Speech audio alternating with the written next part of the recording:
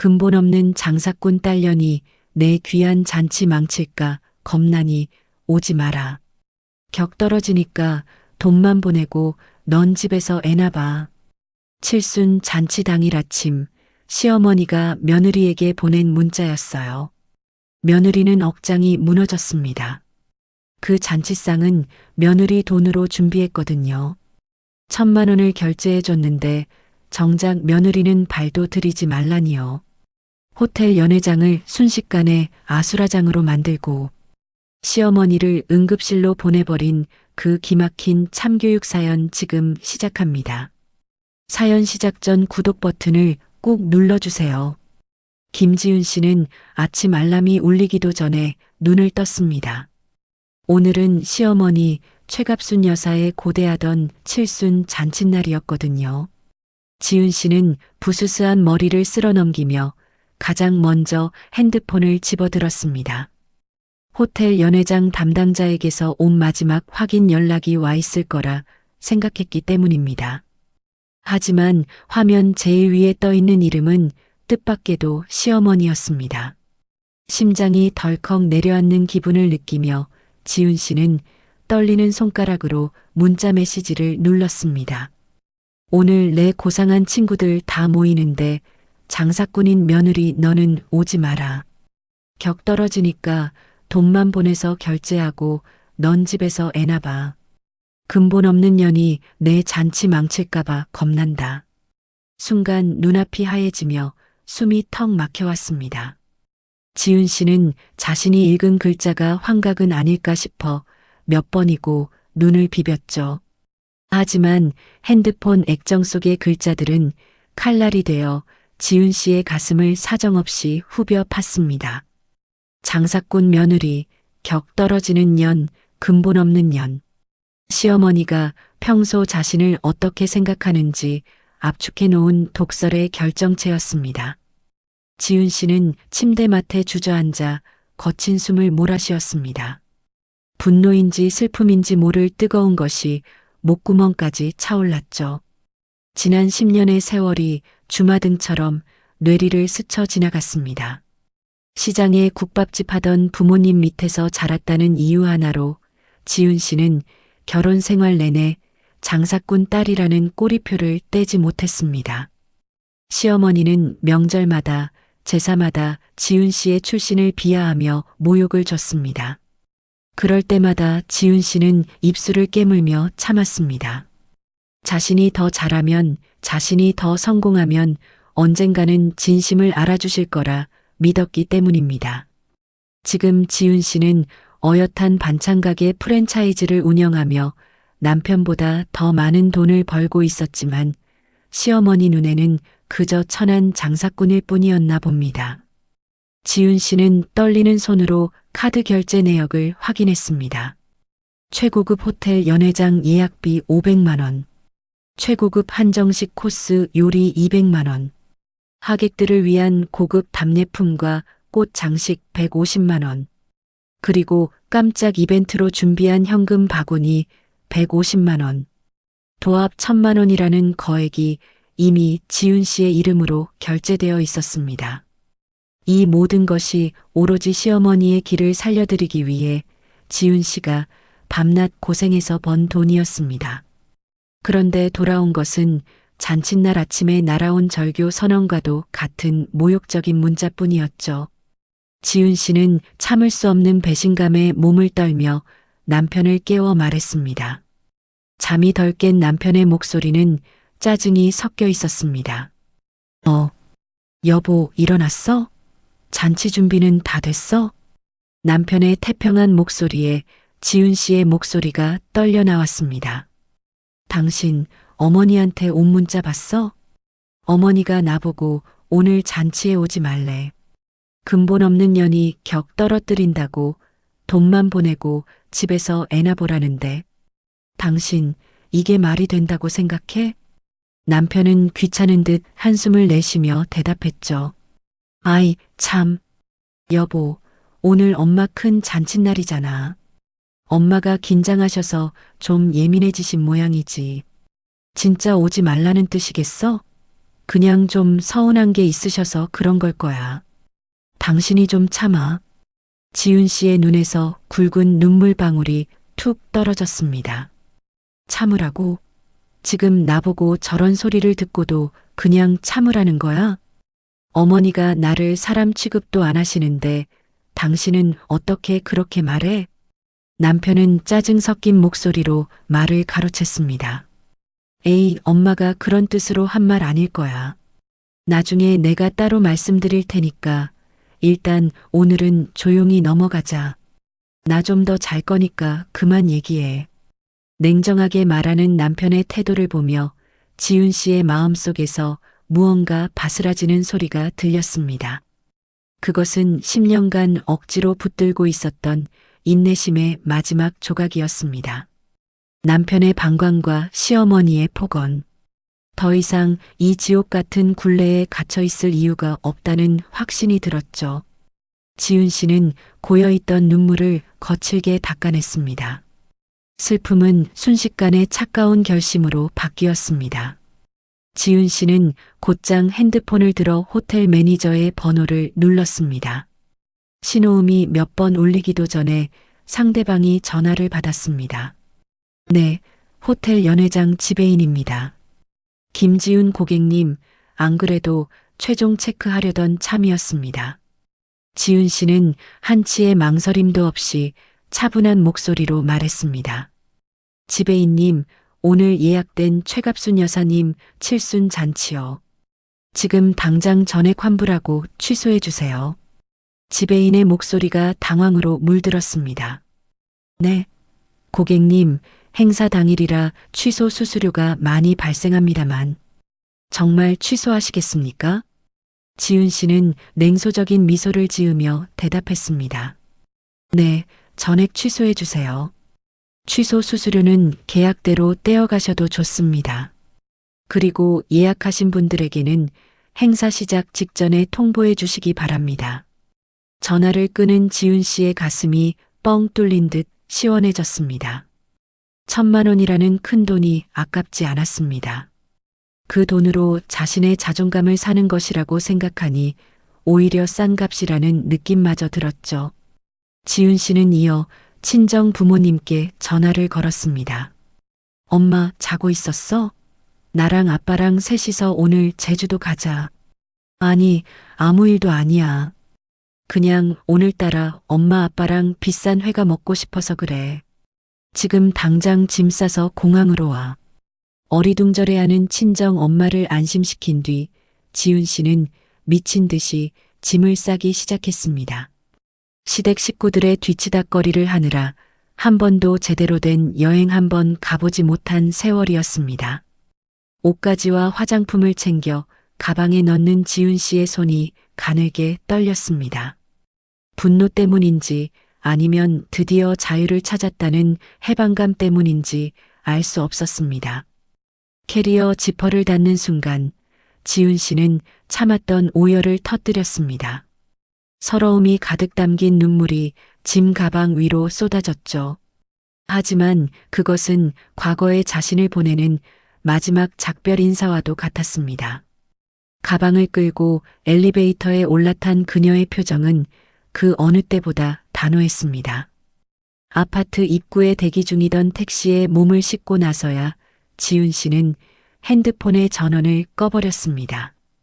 창밖으로 빠르게 지나가는 가로수들을 보며 지훈 씨는 나지막이 의졸였습니다. 10년을 참았습니다. 하지만 오늘이 마지막입니다. 어머님이 원하시는 대로 저는 절대로 그 잔치에 가지 않을 거예요. 택시는 공항을 향해 거침없이 달리기 시작했습니다.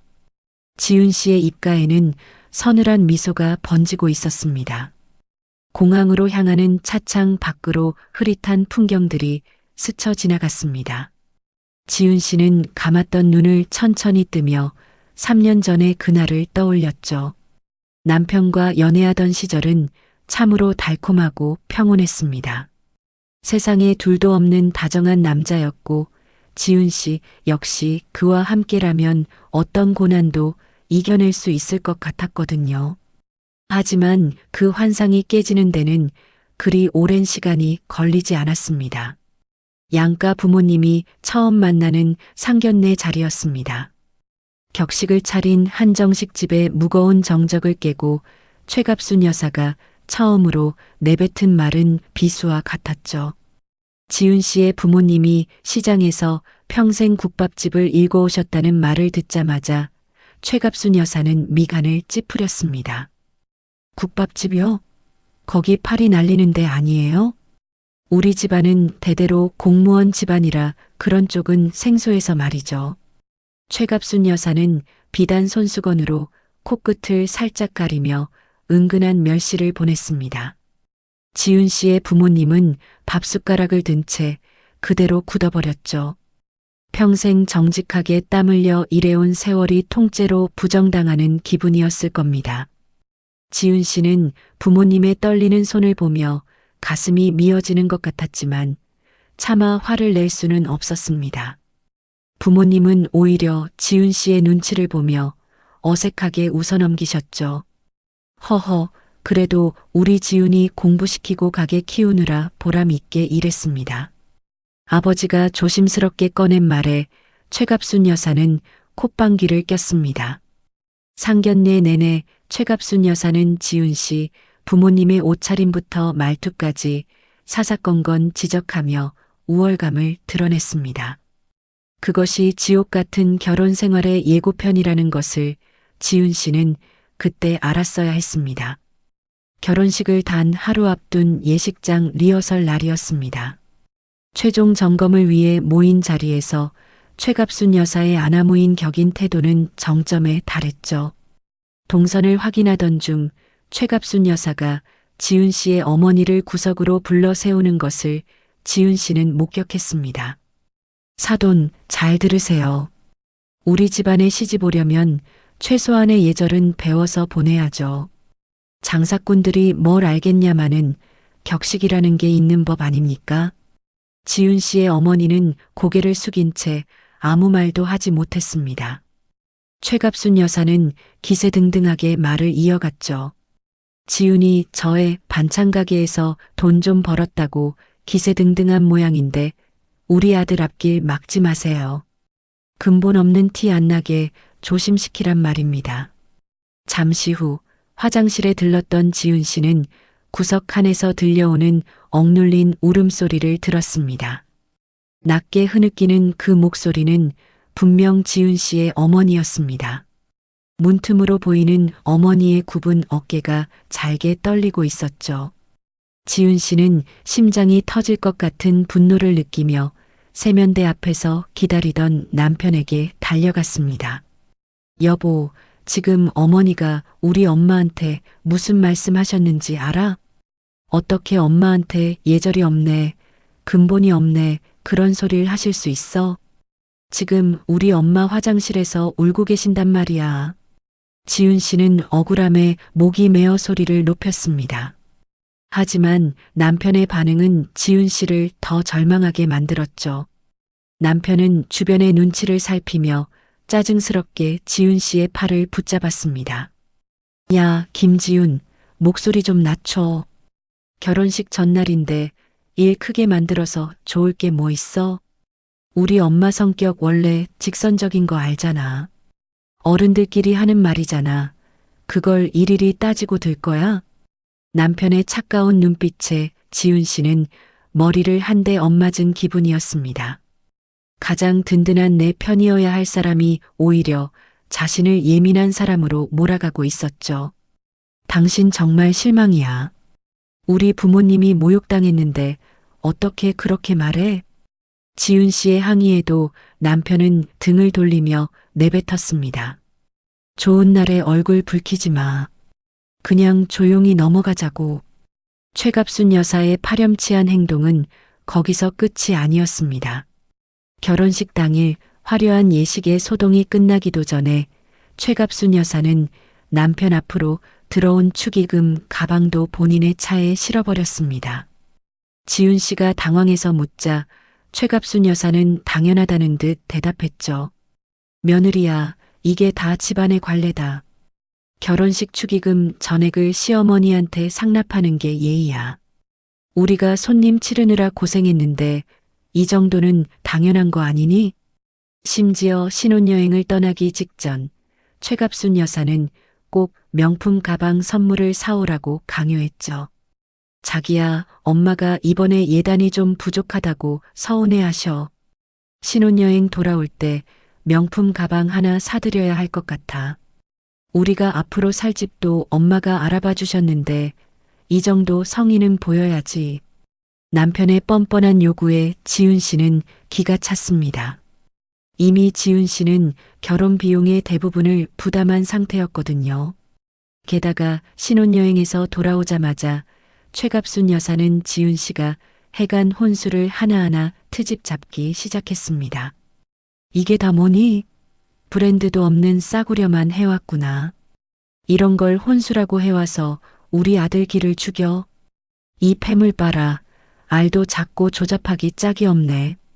쪽팔려서 누구 보여주지도 못하겠으니 당장 도로 가져가라. 최갑순 여사는 지훈 씨가 정성껏 준비해온 보석 선물 세트를 바닥으로 밀어버렸습니다. 바닥에 흩어진 보석들이 지훈 씨의 자존감처럼 처참하게 굴러다녔죠. 남편은 그 옆에서 사과 껍질이나 깎으며 엄마 안목이 높으셔서 그래라는 헛소리만 늘어놓았습니다. 이것뿐이 아니었습니다. 최갑순 여사는 신혼집을 구하기도 전부터 막무가내로 조건 하나를 내걸었죠. 자신이 사는 아파트 바로 앞동으로 들어오지 않으면 결혼을 무효로 하겠다는 협박에 가까운 요구였습니다. 지훈 씨는 반찬 가게와 가까운 곳에 집을 얻고 싶었지만 남편은 이번에도 어머니 편이었습니다. 여보, 엄마 혼자 계시는데 우리가 가까이 있어야 마음이 놓이지 않겠어? 그냥 엄마 말 들어주자. 우리만 참으면 집안이 조용하잖아. 결국 지훈 씨는 가게까지 차로 1시간이 넘게 걸리는 시댁 근처로 신혼집을 구하게 되었습니다. 그때부터 지옥 같은 무난 인사가 시작되었죠. 최갑순 여사는 출근 전 반드시 시댁에 들러 인사를 하고 가면 좋겠다고 했습니다. 며느리가 들어왔으면 아침 무난 인사는 기본 아니냐? 장사꾼 집안에서 자라서 그런 법도를 모르나 본데 이제부터라도 똑바로 배워라. 지훈 씨는 새벽같이 일어나 반찬 재료를 준비해야 하는 몸이었지만 최갑순 여사는 아랑곳하지 않았습니다. 오히려 지훈 씨의 가게를 천한 장사라며 대놓고 비하하곤 했죠. 어디서 음식 냄새를 풍기고 다니는 거냐? 귀한 우리 아들 옷에 고춧가루 냄새 배면 책임질 거야? 그깟 반찬 장사가 뭐라고 유세를 떨어 창피하게 말이다. 최갑순 여사의 폭언을 견디며 지훈 씨는 오로지 일에만 매달렸습니다. 다행히 지훈 씨의 손맛이 입소문을 타면서 가게는 날로 번창하기 시작했죠. 하지만 돈이 모이기 시작하자 최갑순 여사의 눈빛이 달라졌습니다. 슬슬 지훈 씨의 주머니를 노리기 시작한 것이죠. 며느리야, 요즘 장사가 좀 된다며? 원래 며느리 돈은 시어머니 돈이나 마찬가지인 법이다. 네가 우리 집안 덕에 복을 받아서 돈을 버는 건데 입 싹 닫고 있으면 안 되지. 최갑순 여사는 당당하게 매달 100만 원씩 용돈 명목으로 상납하라고 요구했습니다. 지훈 씨가 당황해서 거절하자 최갑순 여사는 곧장 남편에게 전화를 걸어 울고불고 난리를 쳤습니다. 아이고, 내가 며느리한테 용돈 몇 푼 달랬다고 사람을 거지 취급하네. 내가 이 꼴 보려고 너를 키운 줄 아니. 그러면 어김없이 남편이 퇴근하자마자 지훈 씨에게 화를 냈습니다. 여보, 당신 진짜 너무한 거 아냐? 우리 엄마가 돈이 탐나서 그러시겠어? 그냥 인정받고 싶으신 거지. 당신 돈도 잘 벌면서 그 100만 원이 그렇게 아까워? 엄마 기 좀 살려드려. 제발 일 크게 만들지 말고. 남편의 몰아세움에 지훈 씨는 가슴을 치며 결국 통장을 내어줄 수밖에 없었습니다. 가장 큰 상처는 지훈 씨의 친정아버님 환갑잔치 때 찾아왔습니다. 지훈 씨는 정중하게 최갑순 여사를 초대했지만 돌아온 대답은 모욕적이었습니다. 내가 거길 왜 가니? 국밥집 잔치에 내가 가서 앉아 있으면 내 품위가 뭐가 되겠어? 창피해서 친구들 볼 낯도 없다. 나 찾지 마라. 친정 부모님 앞에서 고개를 들 수 없었던 지훈 씨는 홀로 화장실에서 눈물을 훔쳤습니다. 그렇게 사돈 잔치에는 코빼기도 안 비치던 최갑순 여사가 정작 본인의 생일이 다가오자 기가 막힌 요구를 해왔죠. 나 이번 생일에는 저기 백화점에 새로 나온 명품 가방 하나 갖고 싶구나. 며느리가 돈 잘 버는데 그 정도는 당연히 해와야지. 사돈 잔치 안 간 건 미안하지만 그건 그거고 이건 이거 아니겠니? 최갑순 여사는 뻔뻔하게 잡지 책을 펼쳐 보이며 수백만 원짜리 가방을 찍어 눌렀습니다. 지훈 씨는 기가 막혀 말이 나오지 않았지만 남편은 옆에서 엄마 안목 높으시다며 맞장구를 쳤습니다. 신혼 첫 해 지훈 씨의 마음은 시커멓게 타들어갔습니다. 처음에는 시간이 지나면 진심을 알아주시겠지, 내가 더 잘하면 나아지겠지라는 희망을 품었습니다. 하지만 최갑순 여사는 지훈 씨의 배려를 권리로 여겼고 남편은 그저 방관자일 뿐이었습니다. 점점 지쳐가는 지훈 씨의 가슴 속에는 절망이 쌓여갔습니다. 그래도 차마 이혼이라는 단어는 입 밖으로 내지 못했습니다. 부모님께 걱정을 끼쳐드리기 싫었고 가정을 지켜야 한다는 책임감이 발목을 잡았죠. 지훈 씨는 현실의 고통을 잊기 위해 더욱더 일에 파묻혔습니다. 새벽부터 밤늦게까지 가게에 불을 밝히며 도피하듯 요리에만 전념했습니다. 사업은 날로 커졌지만 지훈 씨의 영혼은 말라 비틀어져 가고 있었습니다. 집으로 돌아오는 길은 늘 무거웠고 시댁 근처라는 사실만으로도 숨이 막혀왔죠. 도망치고 싶었지만 어디로 가야 할지 알 수 없었던 지옥 같았던 신혼의 나날들이었습니다. 지훈 씨는 공항 가는 길 위에서 그 시절의 자신을 가여워하며 깊은 한숨을 내쉬었습니다. 그때의 인내가 결코 약이 되지 않았음을 이제야 뼈저리게 느끼고 있었습니다. 이 지옥 같은 결혼의 시작이 10년이라는 긴 세월 동안 자신을 갉아먹을 줄은 꿈에도 몰랐던 어린 날의 지훈 씨였습니다. 공항으로 향하는 차 안에서 지훈 씨의 눈동자는 더욱 차갑게 가라앉고 있었습니다. 분노는 이제 눈물이 아니라 단단한 얼음이 되어 지훈 씨의 가슴 속에 자리 잡았죠. 지훈 씨는 창문에 비친 자신의 얼굴을 똑바로 바라보았습니다. 과거에 순진했던 김지훈은 이제 더 이상 존재하지 않았습니다. 공항으로 향하는 길 위에서 지훈 씨는 창밖의 무심한 풍경을 보며 가장 아픈 기억을 꺼내 들었습니다. 여자가 인생에서 가장 보호받아야 할 시기인 임신과 출산의 순간조차 지훈 씨에게는 지옥 같은 시간이었죠. 결혼 2년 차에 찾아온 아이 소식에 지훈 씨는 세상을 다 얻은 것만 같았습니다. 남편의 손을 잡고 산부인과에서 초음파 사진을 받아들었을 때만 해도 앞날이 꽃길일 줄 알았거든요. 하지만 지훈 씨의 임신 소식을 들은 최갑순 여사의 첫마디는 축복이 아니었습니다. 무조건 아들이어야 한다. 우리 집안대가 끊기면 네 책임인 줄 알아. 장사꾼 집안에서 딸만 낳는 기운을 가져왔으면 아주 곤란해. 최갑순 여사는 지훈 씨의 배를 빤히 쳐다보며 위협하듯 말했습니다. 지훈 씨는 그저 입술을 깨물며 좋은 생각만 하려 애썼지만 성별을 확인하던 날 그 인내심은 무너졌죠. 딸이라는 소식을 전하자 최갑순 여사는 지훈 씨 면전에서 혀를 찼습니다. 에휴, 재수 없어라. 어쩜 그렇게 쓸모없는 짓만 골라 하니? 아들도 못 낳는 몸뚱이라니 내가 조상을 뵐 면목이 없구나. 최갑순 여사는 마치 지훈 씨가 큰 죄라도 지은 것처럼 몰아세우며 방으로 쾅 들어가 버렸습니다. 지훈 씨의 임신 기간은 평온함과는 거리가 멀었습니다.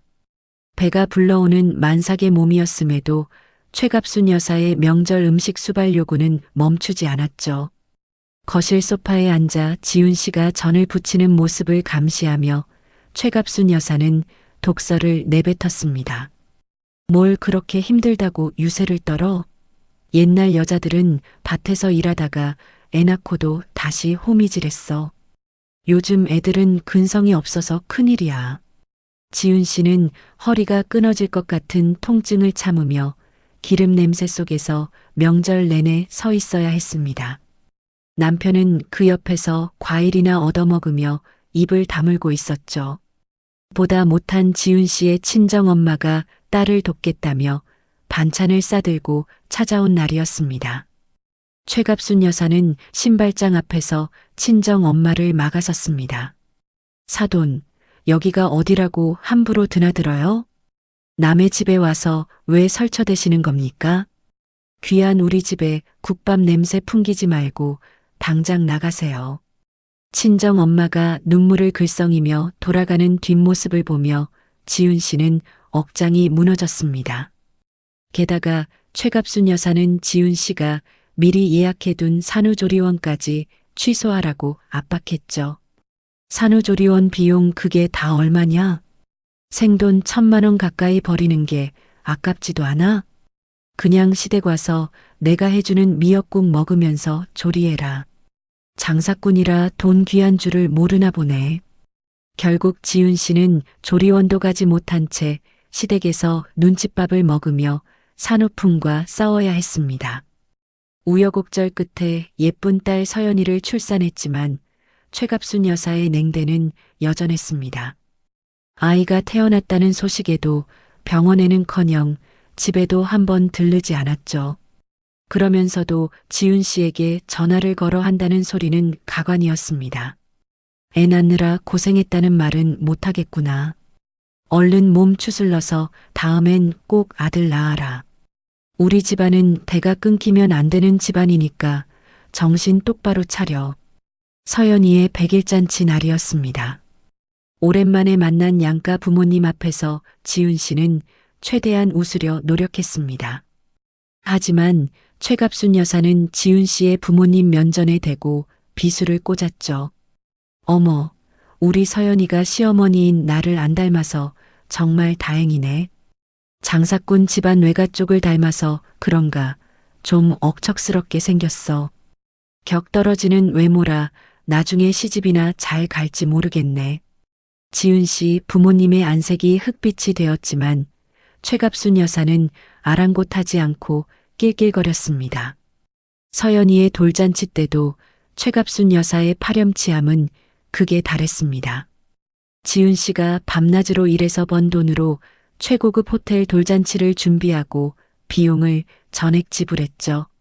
하지만 잔치가 끝나자마자 최갑순 여사는 축의금 상자를 통째로 챙겨갔습니다. 며느리야, 이 돈은 내가 잘 보관하마. 애 키우는데 돈 많이 들 텐데 너 같은 장사꾼한테 맡기면 금방 다 쓸 거 아니니? 이건 시어머니로서 내가 당연히 관리해야 할 돈이다. 지훈 씨가 당황해서 말을 꺼내려 하자 최갑순 여사는 무서운 기세로 소리를 질렀습니다. 그 모든 과정을 지켜보던 남편은 한결같았습니다. 여보, 엄마가 원래 옛날 분이라 그러시잖아. 당신이 좀 이해해줘. 어머니 기분 맞춰드리는 게 그렇게 힘들어? 효도한다고 생각하고 그냥 참아. 남편은 단 한 번도 지훈 씨의 편을 들지 않았습니다. 오히려 지훈 씨가 속상해하면 예민한 여자 취급을 하며 밖으로 나돌기 바빴죠. 사업하랴, 서연이 키우랴, 집안일 하랴. 지훈 씨는 몸이 10개라도 모자란 생활을 혼자 감당해야 했습니다. 남편은 육아는커녕 기저귀 한 번 제대로 갈아준 적이 없었습니다.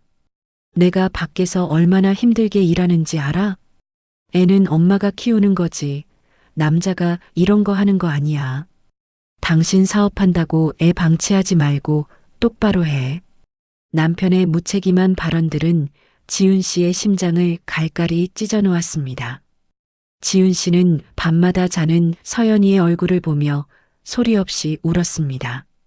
어머니로부터 듣는 비하 발언과 남편의 방관 속에서 지훈 씨는 점점 외딴 섬처럼 고립되어 갔습니다. 도와달라고 손을 내밀 곳도 속을 터놓을 곳도 없었던 암흑 같은 시간이었습니다. 지훈 씨는 공항 로비에 발을 내디디며 그때의 차가운 기억을 털어내려 고개를 저었습니다. 그 긴 고통의 시간이 헛되지 않으려면 오늘 반드시 이 고리를 끊어내야 한다고 다짐했죠. 서연이를 위해서라도, 그리고 무엇보다 자신을 위해서라도 말입니다. 제주도로 향하는 비행기 안에서 지훈 씨는 창밖의 구름을 멍하니 바라보았습니다. 불과 2달 전 평화롭던 저녁 식사 자리에서 시작된 폭풍 같은 일들이 머릿속을 스쳐 지나갔죠. 최갑순 여사는 식사를 하다 말고 숟가락을 탁 놓으며 남편을 빤히 쳐다보았습니다. 진호야, 나 이제 곧 칠순인 거 알지? 내 친구들은 다들 호텔에서 번듯하게 잔치하고 손주들 재롱도 본다는데 말이다. 우리 집은 어째 조용하기만 하니? 최갑순 여사의 노골적인 압박에 남편은 지훈 씨의 눈치를 살피며 말을 넘겼습니다. 에이, 엄마 걱정 마세요. 당연히 성대하게 해드려야죠. 여보, 당신이 좀 알아봐 줄 수 있지? 당신 사업도 잘 되고 안목도 높으니까 엄마 맘에 쏙 들게 좀 준비해줘. 남편의 무책임한 부탁에 지훈 씨의 가슴 속에는 해묵은 서러움이 울컥 치밀어 올랐습니다. 지난 10년간 받은 모욕과 멸시가 가슴 속에서 소용돌이쳤죠. 하지만 지훈 씨는 이번이 정말 마지막이라는 생각을 했습니다. 그래, 이번 한 번만 정말 제대로 해드리자. 이렇게까지 해드리면 어머니도 사람인데 조금은 변하시지 않을까? 이게 내 마지막 효도라고 생각하고 관계 개선을 시도해 보는 거야. 지훈 씨는 스스로를 다독이며 결심을 굳혔습니다. 그날부터 지훈 씨는 가게 일로 바쁜 와중에도 칠순 잔치 준비에 온 정성을 쏟았습니다. 먼저 강남의 최고급 호텔 연회장을 예약했습니다. 대관료와 기본 장식 비용만 500만 원이 훌쩍 넘었죠. 음식 역시 가장 비싼 고급 한정식 코스로 선택했습니다. 식대만 200만 원이 넘는 거액이었지만 지훈 씨는 망설이지 않았습니다. 여기에 하객들을 위한 프리미엄 수제 답례품과 생화꽃 장식에 150만 원을 썼습니다. 마지막으로 최갑순 여사가 가장 좋아할 만한 현금 바구니와 깜짝 이벤트 비용으로 150만 원을 따로 챙겼죠. 도합 1000만 원이라는 거액을 지훈 씨는 본인 명의의 카드로 전액 결제했습니다. 하지만 준비 과정에서도 최갑순 여사의 파렴치한 행동은 멈추지 않았습니다. 지훈 씨가 정성껏 준비한 내용들을 보여드릴 때마다 최갑순 여사는 콧방귀를 꼈죠. 이게 최선이니? 장사꾼 며느리라 그런지 제대로 할 줄 아는 게 하나도 없구나. 격식이라고는 눈을 씻고 찾아봐도 없네. 호텔 메뉴를 고를 때도 최갑순 여사의 독설은 지훈 씨의 심장을 후벼 팠습니다. 어디 장사꾼 입맛 아니랄까봐 골라도 이런 걸 골랐니? 천해 보여서 내 친구들한테 내놓지도 못하겠다. 네 입맛으로 고르지 말고 좀 고상한 걸로 다시 알아봐. 지훈 씨는 모욕감에 손이 떨렸지만 관계 회복을 위해 입술을 깨물며 참았습니다. 하지만 최갑순 여사의 요구는 갈수록 선을 넘었습니다. 잔치를 일주일 앞둔 날 최갑순 여사는 지훈 씨를 불러앉히고 기가 막힌 명령을 내렸습니다. 이번 하객 명단에서 네 친정 부모님은 빼라. 내 고상한 친구들 다 모이는 자리에 시장통 국밥 냄새 풍기면 창피하잖니. 장사꾼들이 와서 촌스러운 소리 늘어놓으면 내 체면이 뭐가 되겠어? 지훈 씨는 귀를 의심했습니다. 자신의 돈으로 자신이 직접 준비하는 잔치에 정작 자신의 부모님은 오지 말라니요. 어머니, 그게 무슨 말씀이세요? 저희 부모님도 어머님 사돈인데 어떻게 안 오실 수가 있어요? 지윤 씨의 항의에 최갑순 여사는 오히려 눈을 부라리며 소리를 질렀습니다. 어디 시어머니가 말하는데 또박또박 말대답이니? 내가 싫다면 싫은 줄 알아.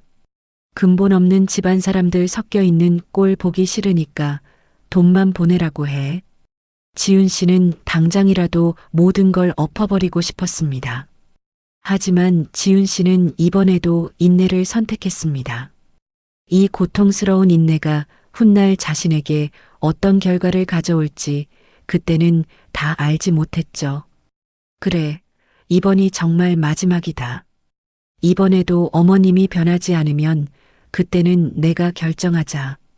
딱 이번만 참고 넘기자.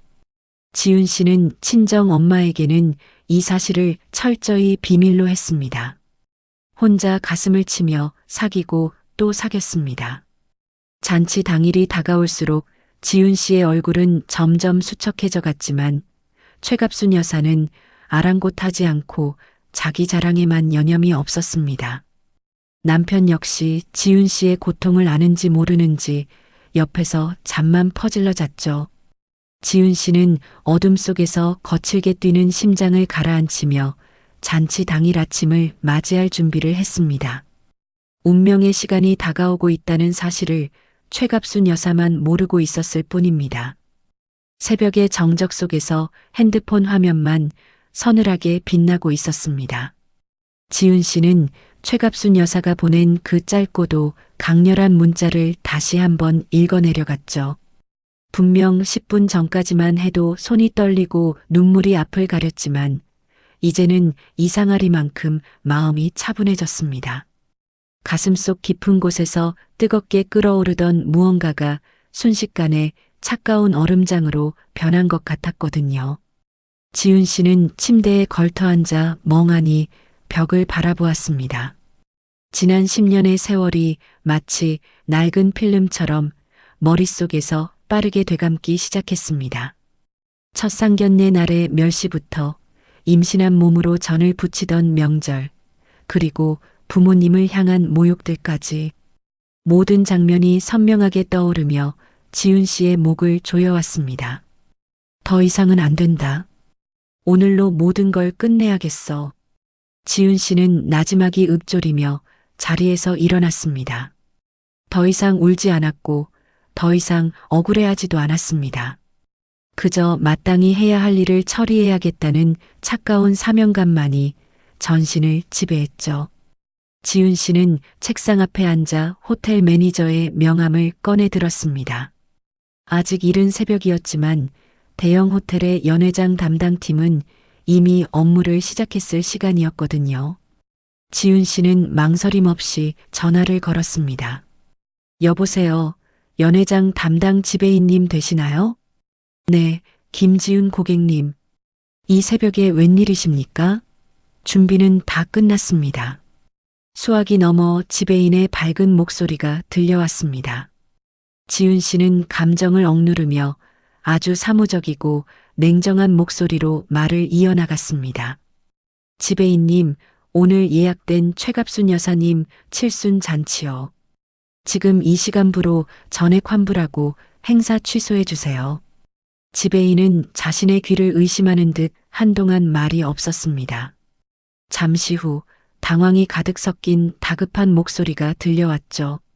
네, 고객님 방금 뭐라고 하셨습니까? 오늘 잔치를 취소하신다니요? 지금 시간이 새벽 6시가 넘었습니다. 이미 식재료며 꽃이며 세팅이 다 완료된 상태입니다. 지금 취소하시면 규정상 환불 금액이 거의 없거나 수수료가 엄청납니다만. 지윤 씨는 눈 하나 깜짝하지 않고 대답했습니다. 알고 있습니다. 계약서대로 위약금 떼어가세요. 하지만 행사는 단 1분도 진행하지 않을 겁니다. 결제자 본인 확인은 이미 되셨을 테니 지금 당장 취소 절차 밟아주세요. 지배인은 믿기지 않는다는 듯 목소리를 높였습니다. 정말 괜찮으시겠습니까? 시어머니 칠순 잔치 아니신가요? 나중에 후회하시면 어쩌려고 그러세요. 지훈 씨의 입가에 서늘한 미소가 번졌습니다. 후회요? 제 인생에서 가장 잘한 일을 지금 하고 있는 겁니다. 아, 그리고 지배인님, 부탁이 하나 있습니다. 미리 온 하객들이나 최갑순 여사에게는 절대 미리 연락하지 마세요. 행사 시작 직전에 그분들이 다 모였을 때 그때 알려주시기 바랍니다. 지배인은 침을 꿀꺽 삼키는 소리를 냈습니다. 무엇인가 심상치 않은 일이 벌어지고 있음을 직감한 모양이었죠. 알겠습니다. 고객님이 결제자이시니 원하시는 대로 해드려야죠. 취소 전표는 문자로 보내드리겠습니다. 전화를 끊은 지훈 씨는 가슴 깊은 곳에서 올라오는 깊은 숨을 내뱉었습니다. 오랫동안 자신을 짓누르던 무거운 바위가 순식간에 가루가 되어 사라지는 기분이었죠. 지훈 씨는 곧바로 친정 부모님께 전화를 걸었습니다. 엄마, 자고 있었어? 우리 지훈이구나. 이 새벽에 무슨 일이냐? 잔치 준비하느라 바쁠 텐데. 엄마의 따뜻한 목소리를 듣는 순간 지훈 씨의 눈시울이 잠시 붉어졌습니다. 하지만 지훈 씨는 목소리를 가다듬고 밝게 말했습니다. 엄마, 아빠랑 오늘 시간 있으세요? 나랑 여행 가요. 지금 당장 짐 싸서 공항으로 나오세요. 엄마는 당황해서 목소리가 커졌습니다. 아니, 오늘 내 시어머니 칠순이잖니. 우리는 오지 말라고 하셨어도 너는 가야지. 사돈댁 잔치를 두고 여행이라니 사위는 어쩌고? 지훈 씨는 단호하게 말했습니다. 잔치 취소했어요. 그러니 아무 걱정 마세요. 엄마, 아빠, 오늘 국밥집 하루 쉬고 그냥 저랑 놀아요. 평생 고생만 했잖아요. 오늘은 제가 정말 제대로 대접할게요. 지훈 씨의 단호한 태도에 부모님은 결국 시장 가게 문에 임시 휴업 딱지를 붙이고 공항으로 달려오셨습니다. 공항 로비에서 부모님을 만난 지훈 씨는 미리 예매해둔 제주도행 티켓을 건넸습니다. 아버지는 걱정스러운 표정으로 지훈 씨의 얼굴을 살폈죠. 지훈아, 정말 괜찮은 거냐? 사돈 어른이 난리 치실 텐데. 너 뒷감당을 어찌하려고 그러니? 지훈 씨는 아버지의 거친 손을 꼭 잡으며 웃어 보였습니다. 아버지, 저 이제 참는 거 안 해요. 오늘은 그냥 효도 여행이에요. 제가 번 돈으로 우리 부모님 맛있는 거 사드리는 거니까요. 아무 생각하지 말고 비행기 타요. 알았죠? 지훈 씨는 부모님을 모시고 면세점을 구경하며 평소 사고 싶어 하시던 선물을 안겨드렸습니다. 비행기 탑승 안내 방송이 흘러나왔고 지훈 씨는 비행기 안으로 들어가 자리에 앉았습니다. 이륙하기 직전 지훈 씨는 마지막으로 핸드폰을 켰습니다. 남편에게서 온 부재중 전화와 짜증 섞인 문자 메시지들이 가득했습니다. 지훈 씨는 답장 대신 짧은 문자 한 통을 남편에게 전송했습니다. 오늘 어머님 잔치 취소했어. 이유는 어머님한테 직접 물어봐. 당신이 그렇게 좋아하는 어머니랑 둘이서 오붓하게 보내. 문자를 보내자마자 지훈 씨는 망설임 없이 전원을 꺼버렸습니다. 잠시 후 비행기의 엔진 소리가 거세지며 기체가 활주로를 박차고 올랐습니다.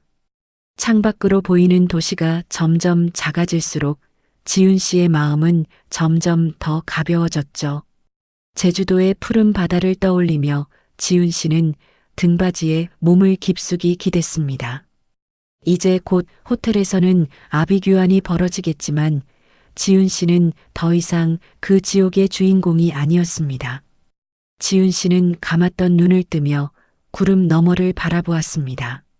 10년이라는 기나긴 인내의 마침표가 드디어 찍히는 순간이었습니다. 강남 한복판에 위치한 최고급 호텔의 로비는 이른 아침부터 반짝이는 조명으로 가득했습니다. 웅장한 대리석 바닥 위로 한 여인이 마치 여왕이라도 된 듯 위풍당당하게 걸어 들어왔죠. 바로 오늘 칠순 잔치의 주인공인 최갑순 여사였습니다. 그녀가 입고 있는 한복은 지훈 씨가 거금을 들여 맞춤 제작한 최고급 실크 한복이었습니다. 은은한 비줏빛 저고리에 정교하게 수놓아진 꽃자수들은 걸음마다 눈부시게 빛났죠. 최갑순 여사는 자신의 어깨에 걸친 비단 소품을 매만지며 뒤따라오는 친구들을 돌아보았습니다. 얘들아, 천천히들 들어와라. 여기 호텔 연회장이 대한민국에서는 제일 알아주는 곳 아니니? 최갑순 여사의 목소리는 평소보다 한 옥타브 높게 울려 퍼졌습니다. 그녀의 주변에는 이미 30명에 달하는 하객들이 북적이고 있었죠. 최갑순 여사는 친구들의 부러움 섞인 시선을 만끽하며 입가에 가득 미소를 띄웠습니다. 어머, 갑순아. 오늘 정말 새색시 같다. 이 비싼 호텔을 통째로 빌리다니 내 며느리가 정말 대단하긴 하구나. 친구들의 칭찬에 최갑순 여사는 콧대를 한껏 높이며 대답했습니다. 말도 마라, 예. 우리 지훈 씨가 장사꾼 집안 딸이라 좀 거칠긴 해도 돈 하나는 기가 막히게 벌어오잖니. 내가 그동안 가르친 보람이 있다니까. 시어머니 칠순이라고 아주 기를 쓰고 1,000만 원을 긁더라고. 최갑순 여사는 마치 자신이 그 돈을 번 것처럼 의기양양하게 며느리 자랑을 늘어놓았습니다.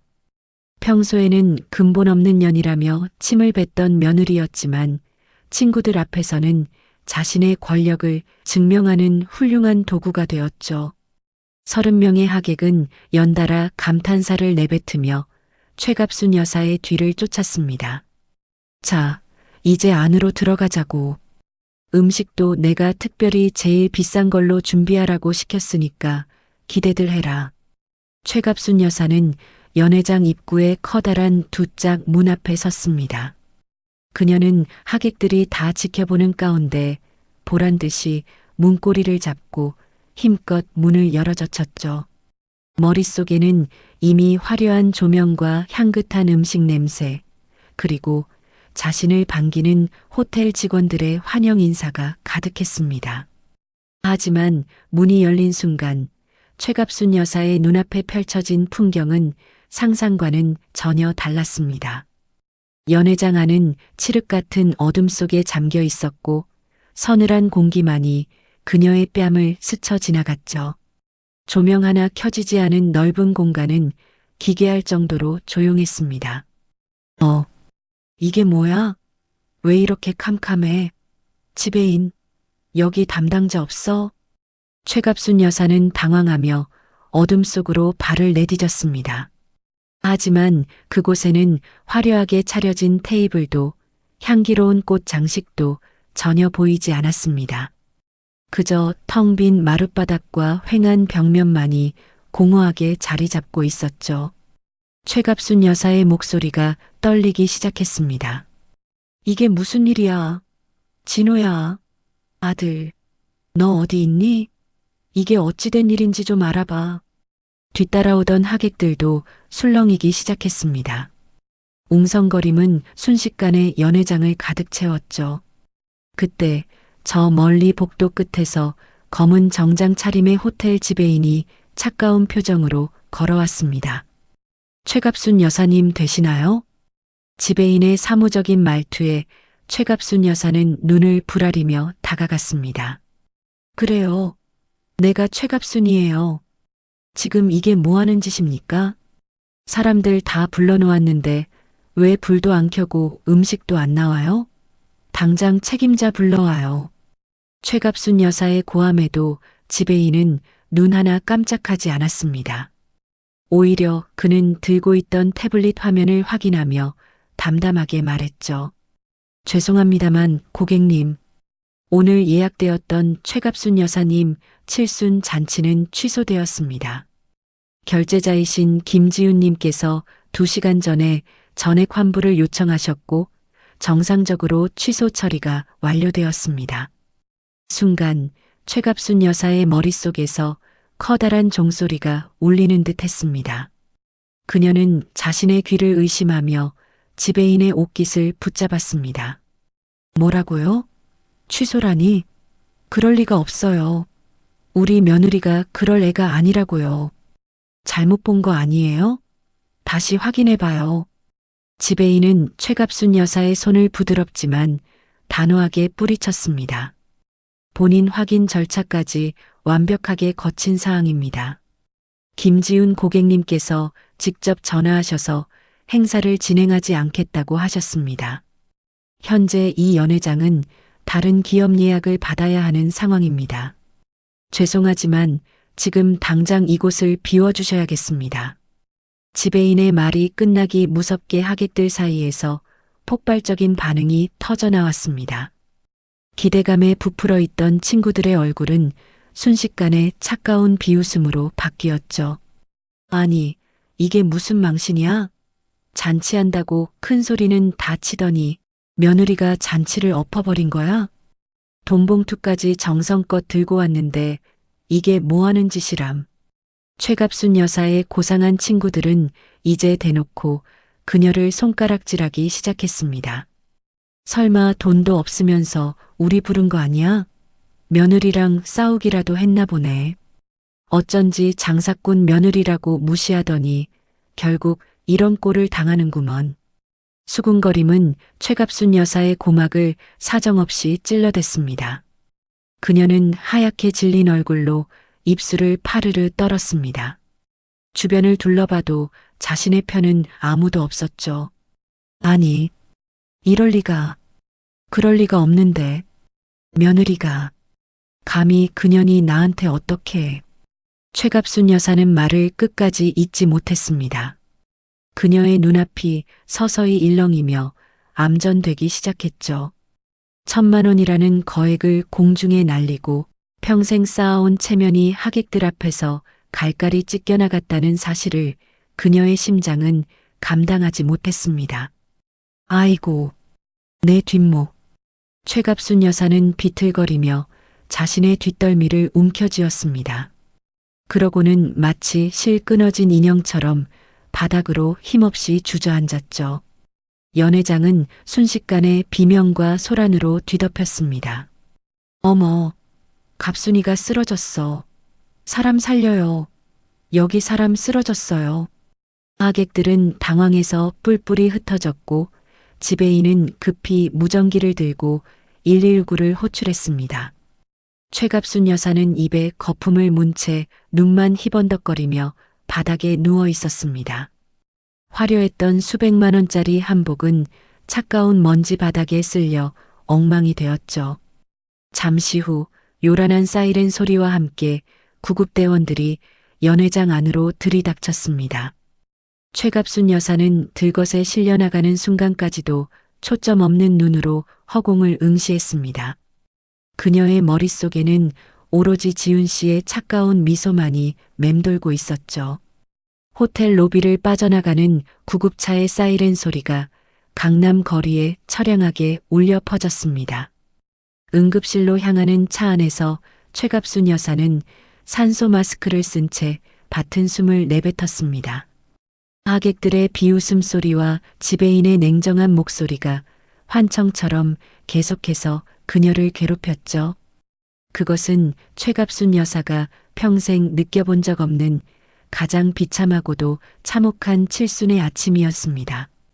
최갑순 여사는 그대로 의식을 잃으며 어둠 속으로 침잠에 들어갔습니다. 지옥 같은 복수가 시작되었다는 사실을 그녀는 이제야 몸소 깨닫고 있었습니다. 제주도의 공기는 서울과는 사뭇 달랐습니다. 공항을 나오자마자 느껴지는 짭조름한 바다 내음과 따스한 햇살이 지훈 씨의 얼굴을 부드럽게 감싸 안았죠. 지훈 씨는 크게 숨을 들이마셨습니다. 10년이라는 기나긴 시간 동안 가슴속을 꽉 채우고 있던 답답한 응어리가 그 숨 한 번에 조금은 씻겨 내려가는 기분이었거든요. 공항 앞에서 지훈 씨는 미리 대기시켜둔 고급 렌터카에 부모님을 모셨습니다. 결혼하고 처음으로 오로지 자신의 힘과 자신의 돈으로 부모님과 함께 떠나온 여행이었습니다. 아버지는 차 창밖으로 스쳐 지나가는 야자수들을 보며 어린아이처럼 신기해하셨죠. 지훈아, 정말 괜찮은 거냐? 잔칫날 사돈댁 난리가 났을 텐데 우리가 이렇게 놀아도 되는 건지 모르겠구나. 아버지의 걱정 섞인 물음에 지훈 씨는 운전대를 잡은 손에 힘을 주며 밝게 대답했습니다. 아빠, 걱정하지 마세요. 오늘은 그냥 우리 셋만 생각해요. 10년 동안 제가 못한 효도 오늘 다 해드릴 테니까요. 차는 서귀포의 해안 절벽 위에 자리 잡은 최고급 리조트에 도착했습니다. 원래라면 최갑순 여사의 칠순 잔치와 호텔 숙박비로 들어갔을 그 막대한 돈이 이제는 지훈 씨와 친정 부모님을 위해 쓰이고 있었죠. 리조트 직원의 안내를 받아 들어선 스위트룸은 눈이 부실 정도로 화려했습니다. 거실 통창 너머로 에메랄드빛 제주 바다가 끝없이 펼쳐져 있었고 파도 소리가 거실까지 잔잔하게 들려왔습니다. 아버지는 신발을 벗는 것조차 주저하실 정도로 방의 화려함에 압도되셨죠. 세상에, 이런 데는 하룻밤에 얼마나 하는 거냐? 우리가 이런 호강을 다 누려보네. 어머니 역시 거실 소파에 앉아 바다를 바라보며 감탄을 금치 못하셨습니다. 지훈 씨는 그런 부모님의 모습을 보며 가슴 한구석이 찡해졌습니다. 남의 집 식구들 비위 맞추느라 정작 자신을 낳아준 부모님께는 이런 풍경 한번 제대로 보여드리지 못했다는 죄책감이 밀려왔거든요. 지훈 씨는 부모님 사이에 자리를 잡고 앉아 그동안 가슴속에 꾹꾹 눌러 담아왔던 이야기들을 하나둘씩 꺼내놓기 시작했습니다. 최갑순 여사가 보냈던 모욕적인 문자 메시지부터 매달 200만 원씩 뜯어갔던 용돈, 그리고 장사꾼 딸이라며 무시당했던 그 수많은 날에 대해서요. 아빠, 엄마, 저 사실 지난 10년 동안 많이 힘들었어요. 어머니는 제가 번 돈을 당연하게 여기시면서도 항상 우리 집안을 무시하셨거든요. 오늘 아침에도 저보고 오지 말라고 문자를 보내셨어요. 격 떨어지니까 돈만 보내고 집에서 애나 보라고요. 지훈 씨의 고백이 이어질수록 리조트 안에는 무거운 정적이 감돌았습니다. 아버지는 꽉 쥔 주먹을 부르르 떨며 바다만 응시하셨죠. 어느새 아버지의 눈가에는 굵은 눈물이 고여 있었습니다. 그런 일이 있었는데 왜 계속 참고 살았어?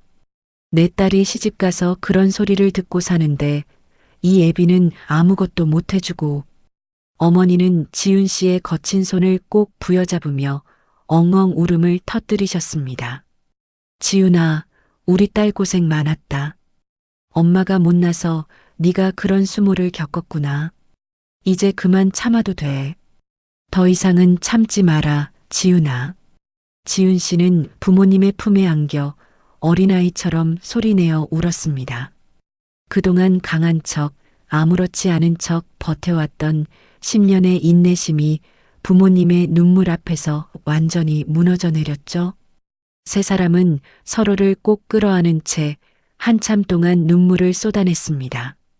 그 울음은 슬픔의 눈물이자 동시에 억압으로부터 벗어난 해방의 눈물이었습니다. 어느덧 제주 바다 위로 붉은 노을이 내려앉기 시작했습니다. 지훈 씨는 눈물을 닦고 부모님을 모시고 제주도에서 가장 유명하다는 최고급 횟집으로 향했습니다. 바다가 바로 내려다 보이는 창가 좌석에 앉자 상위로 화려한 해산물들이 끊임없이 차려졌습니다. 지훈 씨는 가장 싱싱한 회 한 점을 부모님 앞접시에 놓아드렸습니다. 엄마, 아빠, 이게 진짜 효도예요. 나를 사랑해주지도 않고 괴롭히기만 하는 사람한테 돈 쓰는 게 아니라요. 나를 가장 아껴주는 우리 부모님한테 맛있는 거 대접하는 거, 이게 진짜 효도잖아요. 지훈 씨는 10년 만에 처음으로 마음 편히 소리내어 웃었습니다. 그 웃음에는 가식도 눈치도 없었죠. 맛있게 음식을 드시는 부모님의 행복한 표정을 보며 지훈 씨는 자신의 선택이 옳았음을 다시 한번 확신했습니다. 최갑순 여사의 잔치판을 엎어버린 것은 단순히 홧김에 저지른 복수가 아니라 잃어버린 자신의 인생을 되찾는 첫걸음이었다는 사실을요. 식사를 마치고 돌아오는 길, 지훈 씨는 꺼두었던 핸드폰을 잠시 켰습니다.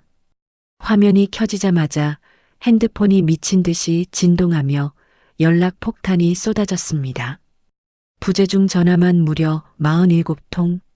대부분이 남편에게서 온 것이었죠. 메시지함을 열자 남편의 분노 섞인 문자들이 가득했습니다. 김지훈, 너 지금 제정신이야? 잔치 다 취소하고 어디로 도망간 거야? 엄마 지금 호텔 바닥에서 쓰러지셔서 병원 실려가셨어. 당장 연락해. 안 그러면 나 너 가만 안 둬. 남편의 악에 바친 문자를 읽으면서도 지훈 씨의 심장은 평온하기만 했습니다. 오히려 코웃음이 나왔죠. 지훈 씨는 차분한 손길로 남편에게 답장을 보냈습니다. 가만히 안 둔다고? 너 미쳤냐? 정신 차려. 니네 엄마가 나 오지 말라고 했잖아. 나는 그저 니네 엄마가 시키는 대로 했을 뿐이에요. 근본 없는 며느리가 안 가서 어머님 잔치가 아주 고상하게 끝났겠네. 나는 우리 소중한 부모님이랑 여행 중이니까 방해하지 마라. 답장을 보내자마자 지훈 씨는 다시 전원을 꺼버렸습니다.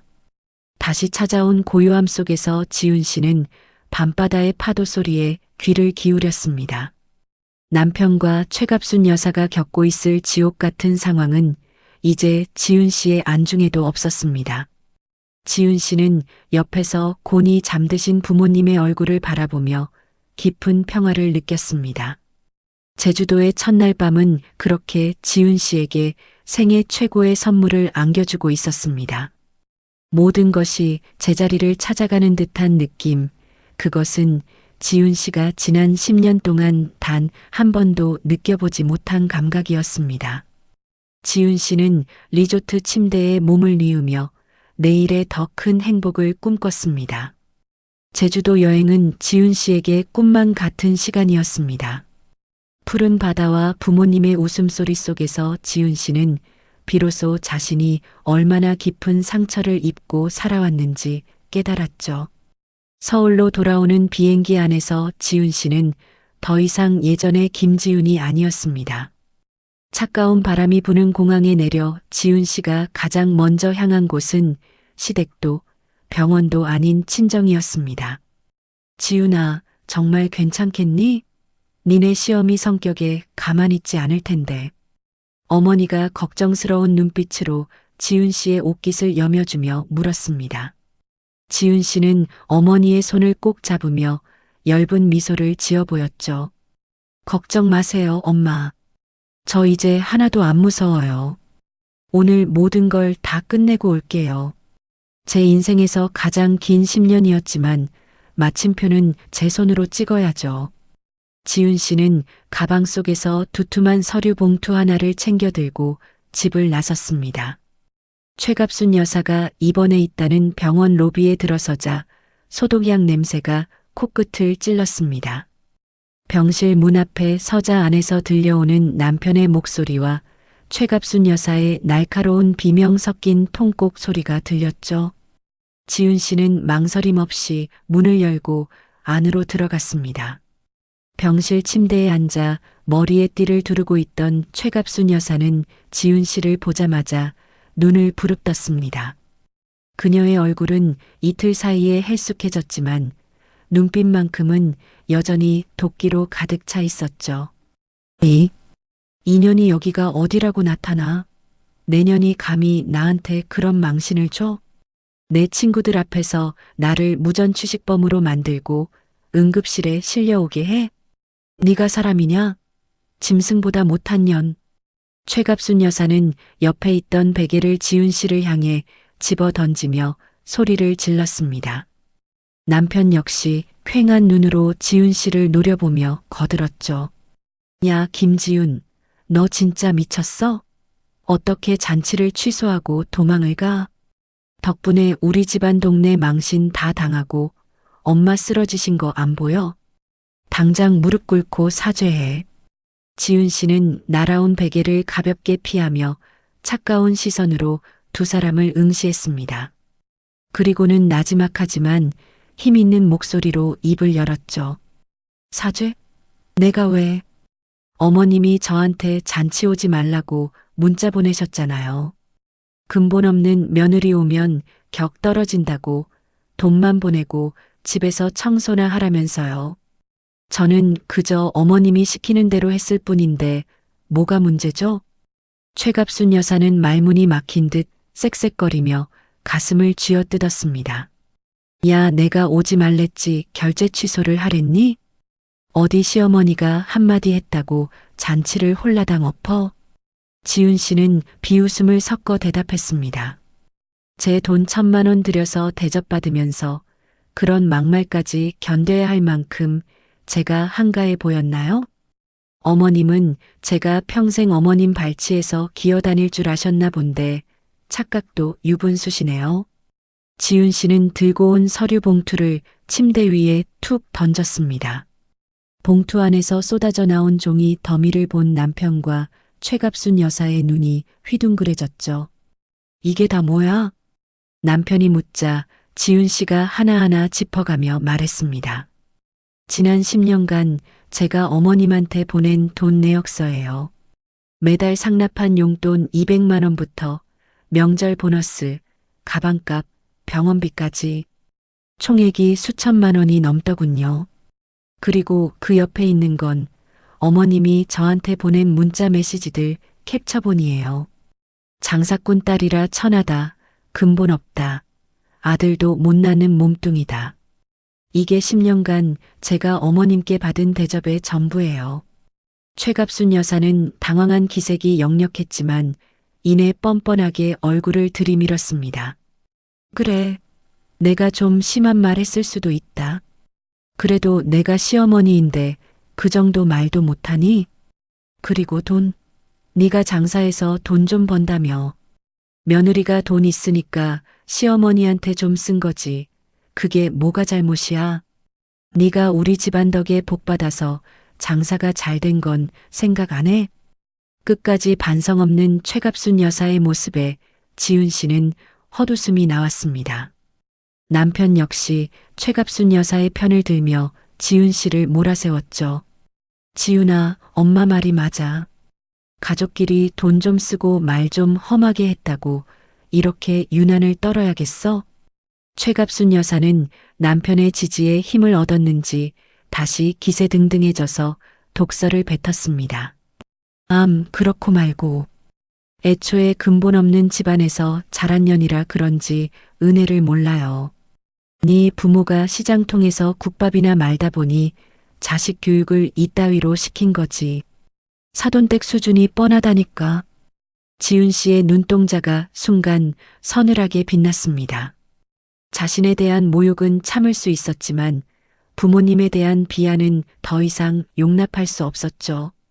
지훈 씨는 침대 옆 탁자를 손바닥으로 내리치며 최갑순 여사의 말을 끊었습니다. 어머님, 그 입 다무세요.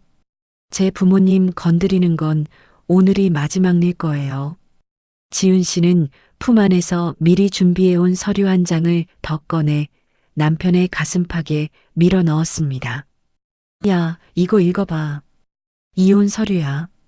병실 안이 순식간에 찬물을 끼얹은 듯 조용해졌습니다. 남편은 손에 들린 서류를 보며 어안이 벙벙한 표정을 지었죠. 뭐? 이혼? 너 지금 제정신으로 하는 소리야?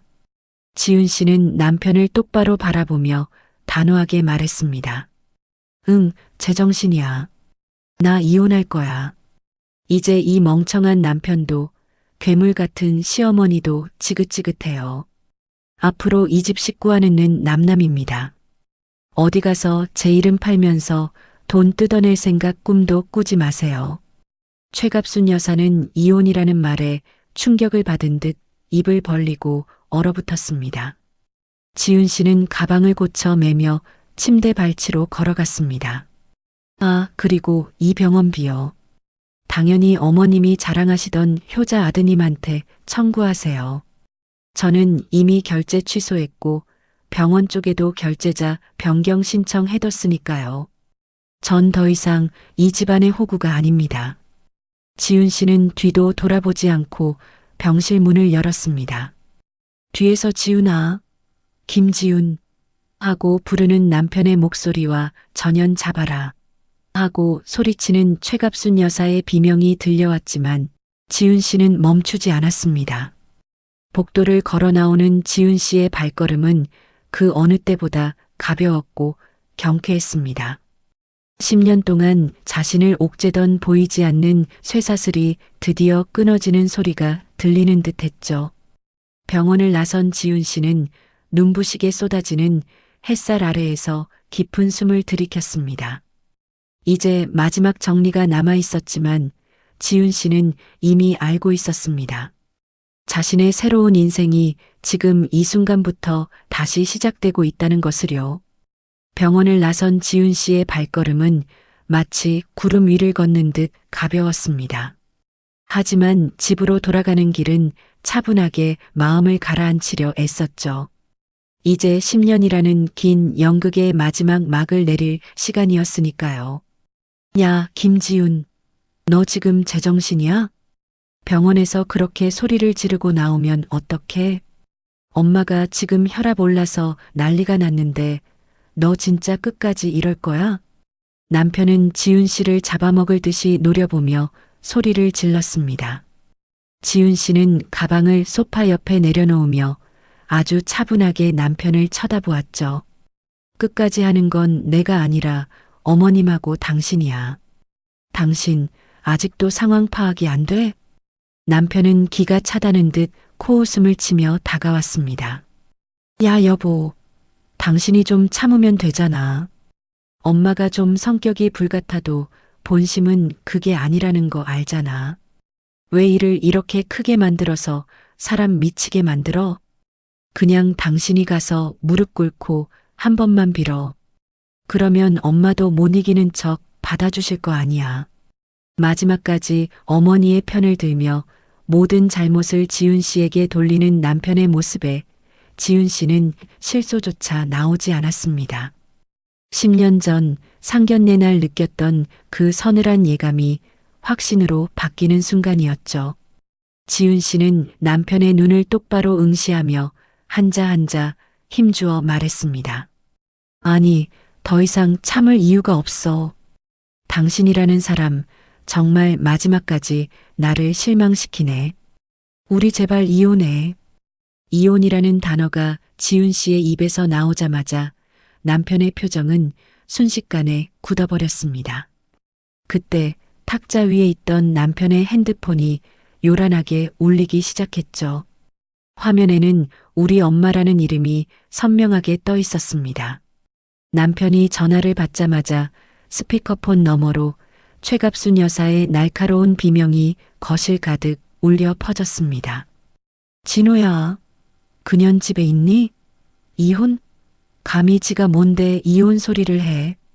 어디 근본 없는 년이 우리 집안에 들어와서 분탕질이야. 당장 그년 머리채 잡고 다시 병원으로 끌고 와. 최갑순 여사는 병원이라는 사실도 잊은 채 악을 쓰며 소리를 질러댔습니다. 남편은 당황하며 지훈 씨의 눈치를 살폈죠. 엄마, 일단 진정해. 지훈아, 들었지? 엄마 저렇게 화나셨는데 당신이 사과 안 하면 정말 큰일 나. 지금이라도 사과해. 그러면 나도 이혼 소리는 못 들은 걸로 해줄게. 지훈 씨는 남편의 가소로운 제안에 차가운 미소를 지었습니다. 사과? 사과는 내가 아니라 당신들이 나한테 해야 하는 거 아니야? 지난 10년 동안 나를 장사꾼 딸이라고 무시하고 돈이나 뜯어내고 우리 부모님 모욕한 거. 지훈 씨는 미리 챙겨두었던 가방에서 서류 한 장을 꺼내 탁자 위에 던졌습니다.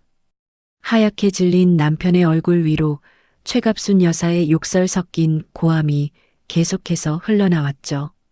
지훈 씨는 남편과 전화를 향해 동시에 선언했습니다.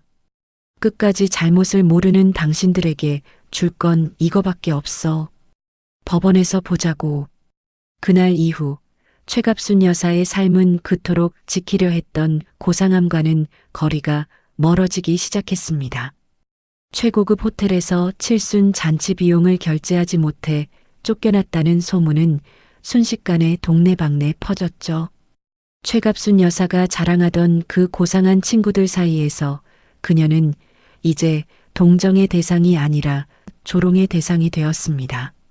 그 집 며느리한테 쫓겨났다며? 세상에, 잔칫날 며느리가 예약 취소하고 도망갔다는데 말 다 했지 뭐. 평소에 그렇게 며느리 무시하더니 쌤통이야. 친구들의 수군거림을 견디다 못한 최갑순 여사는 외출조차 마음 편히 하지 못하는 처지가 되었습니다. 그녀가 그토록 강조하던 격식은 하객들 앞에서 바닥을 기며 무너져 내렸죠.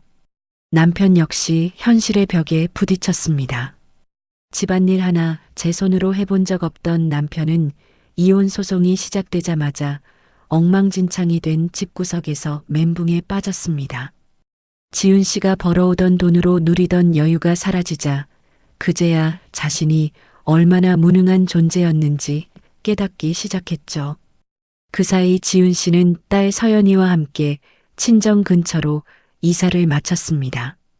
따스한 햇살이 잘 드는 아담한 아파트에서 지훈 씨는 처음으로 온전한 평화를 느꼈죠. 친정 부모님은 매일 같이 찾아와 서연이를 봐주시고 지훈 씨의 사업을 응원해 주셨습니다. 마음이 편해지니 지훈 씨의 반찬 가게 프랜차이즈는 더욱더 날개를 단 듯 번창했습니다. 지훈 씨는 어느 날 저녁 무릎 위에 앉은 서연이의 머리를 쓰다듬으며 조용히 말했습니다. 서연아, 꼭 기억해. 사람은 자기를 존중하지 않는 곳에 절대로 있으면 안 돼. 너를 아껴주지 않는 사람들 때문에 울지 마. 엄마는 이제 우리 서연이가 당당하게 살 수 있도록 지켜줄 거야. 서연이는 엄마의 마음을 아는 듯 지훈 씨의 목품에 얼굴을 묻으며 배시시 웃었습니다. 그 웃음 하나에 지훈 씨는 지난 10년의 고통이 깨끗이 씻겨 내려가는 기분을 느꼈죠. 어느덧 시간이 흘러 1년이 지났습니다. 지훈 씨의 반찬 가게는 더더 성장했습니다. 지훈 씨는 바쁜 일정 속에서도 부모님의 리마인드 웨딩을 준비했죠. 이번에는 누구의 눈치도 보지 않고 오로지 부모님을 사랑하는 마음만을 가득 담았습니다. 화려한 예식장에서 부모님은 주인공이 되어 환하게 웃으셨습니다. 지훈아, 우리가 이런 대접을 받아도 되는 거냐? 정말 고맙다, 우리 딸. 눈물 어린 아버지의 말씀에 지훈 씨는 환하게 웃으며 대답했습니다. 당연하죠, 아빠. 진정한 효도는 나를 사랑해주는 사람에게 내 마음을 다하는 거예요. 이제 우리 가족 꽃길만 걸어요.